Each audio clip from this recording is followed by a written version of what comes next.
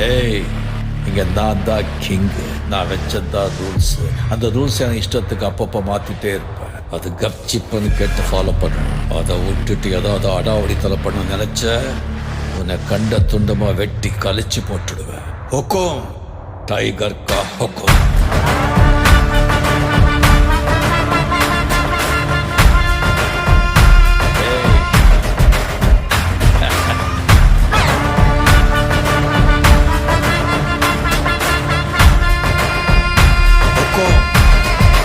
tiger கலவர